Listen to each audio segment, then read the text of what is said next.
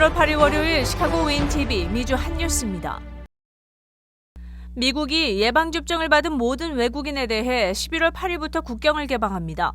지난 20개월 동안 코로나 팬데믹으로 인해 미국은 영국, 브라질, 중국, 인도, 남아프리카 및 대부분의 유럽을 포함한 국가들로부터 오는 외국인에 대해 입국을 금지해왔습니다. 미국 관광업계와 쇼핑업계는 관광객이 몰려올 것이라며 큰 기대를 하고 있습니다. 매츠세이 전미 소매연맹 최고 경영자는 국제 여행객들로 인해 소매업 회복이 빨라질 것이라고 전했습니다. 하지만 해외여행의 큰손인 중국이 여전히 강력한 해외여행 규제 중인데다 글로벌 항공 편수도 아직 부족하기 때문에 과거 수준으로 해외여행이 활성화되기까지는 상당한 시간이 걸릴 것으로 전문가들은 분석하고 있습니다.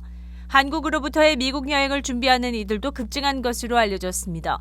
최근 들어 3개월 이상 머물 수 있는 관광 비자와 학생 비자 등의 문의가 쏟아지고 있다고 비자 대행 업체는 전했습니다. 특히 12월 말까지 미국은 학생 비자 등 일부 대상자의 비자 인터뷰를 일시적으로 면제하고 있다고 알렸습니다.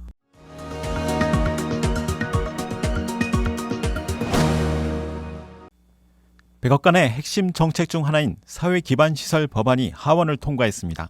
하지만 또 다른 핵심 법안인 사회복지 예산안인 더 나은 미국 재건법은 이날 처리되지 못했습니다. 하원은 5일 도로, 교량, 수자원 공급, 인터넷 통신망 등 낙후된 물적 인프라를 개선하기 위해 1조 달러를 투입하는 것을 골자로 하는 예산안을 표결에 붙여 찬성 228표, 반대 206표로 통과시켰습니다. 13명의 공화당원이 여기에 찬성했고 6명의 민주당 의원들은 반대표를 던진 것으로 알려졌습니다. 지난 8월 상원은 1조 7천억 달러였던 법안을 1조 달러로 삭감한 뒤 통과시켰지만 채무 증가와 여당 내의 반대에 부딪혀왔고 지난주 최종적으로 하원을 통과해 바이든 대통령이 서명만을 남기고 있습니다. 이와 함께 또 다른 역점 사업인 1조 7,500달러의 사회복지 예산안을 두고 지난 주말 민주당은 진보 코커스 회의에서 당의 중도파로부터 동의를 받아낸 것으로 알려져 이 또한 통과가 유력시되고 있습니다. 사회복지 예산안에 대한 하원 투표는 11월 15일 치러질 예정입니다. 인프라 예산안의 통과로 인해 바이든 대통령은 최근 추락한 지지율을 일부 회복할 수 있을 것으로 전망되었습니다. 아프가니스탄 철군 사태와 코로나 장기화 등으로 어려움을 겪은 백악관은 지난주 버지니아 주지사 선거 패배로 맞은 대형 위기를 이번 예산안 통과로 인해 간신히 피하게 되었습니다.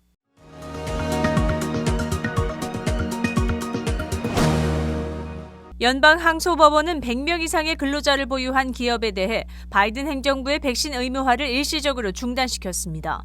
미 제5순회 항소법원은 연방산업안정청 OSHA가 해당 근로자에게 1월 4일까지 예방접종을 받도록 하거나 마스크를 착용해야 하며 정기 코로나 검사를 받아야 한다는 규칙 발표에 대해 긴급 유예를 승인했습니다. 루이지애나주 법무장관 제프 랜드리는 이번 조치로 바이든 대통령의 불법적인 폭주를 막을 수 있을 것이라고 말했습니다. 최소 27개 주가 여러 순회 법원에 이 백신 의무 규칙에 반대하는 소송을 제기했습니다.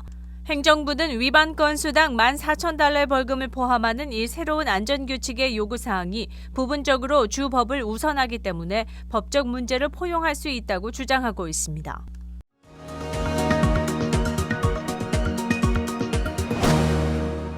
민주당은 11월 15일에 표결을 준비 중인 사회복지 법안에 미사용 영주권 번호 40만 개를 재사용하는 법안을 포함시켜 이민적체 해소를 결정했습니다. 그러나 서류 미비자에 대한 합법 보호신분 부여 방안은 상원 입법 고문의 반대로 인해 포함 가능성이 높지 않은 것으로 알려졌습니다. 민주당은 1조 7,500달러 규모의 사회복지 법안에 수십 년간 사용되지 못하고 사장되어 있는 미사용 영주권 번호 40만 개를 재사용할 법안을 포함했으며 20만 개 이상은 가족 이민 적체 해소에 사용하고 절반이 안 되는 나머지를 취업 이민 적체 제거에 쓰기로 계획했습니다. 국무부와 이민서비스국에 따르면 현재 가족 이민을 신청하고 수년에서 20년 안팎이나 대기하고 있는 가족 이민 신청자들은 400만 명에 달하고 있으며 취업 이민 신청도 120만 명이 대기 중인 것으로 알려졌습니다. 서류 미비자 구제에 반대 의견을 표명한 상원 입법고문 엘리자베스 맥도너 의원은 미사용 영주권 번호의 재사용안에 대해서 과거 승인 의견을 표출한 바 있습니다.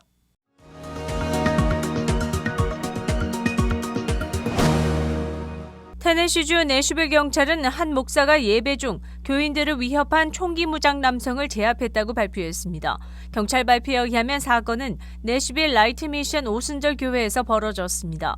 예배 중 앞줄에 앉아있던 총기 휴대 용의자가 제단에 올라가 총을 흔들며 예배 참석자들에게 일어나라고 소리쳤습니다. 이에 기도하고 있던 목사가 뛰어들어 몸을 날려 용의자를 제압했고 다른 신도들과 함께 경찰이 올 때까지 용의자를 붙잡고 있었다고 알려졌습니다. 사건이 진행되는 동안 다행히 총은 발포되지 않았으며 인명피해 없이 무사히 용의자를 경찰에 인도한 것으로 전해졌습니다. 용의자인 바간다는 11월 10일 법정에서 15건의 가중폭력 혐의에 의한 재판을 기다리고 있으며 보석금은 37만 5천 달러로 책정됐습니다.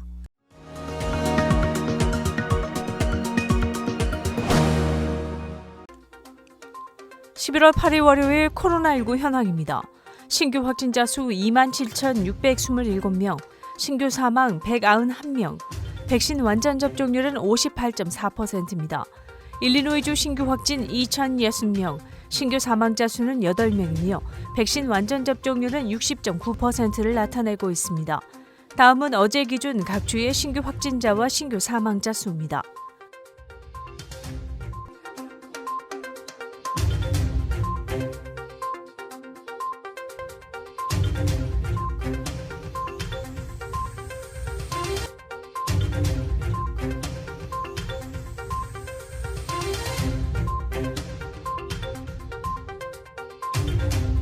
다음은 각 주의 백신 완전 접종 비율 상황입니다.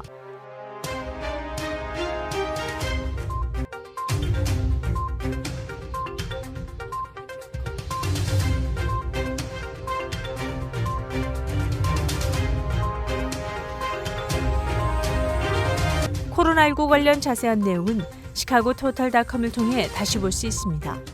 윈TV 채널 24.5와 MCTV 채널 24.6 방송은 안테나를 이용한 공중파 방송을 통해 시청할 수 있습니다. 코로나19 비상시국 뉴스24에서는 여러분의 제보를 기다립니다. 제보 전화 847-290-8282번입니다.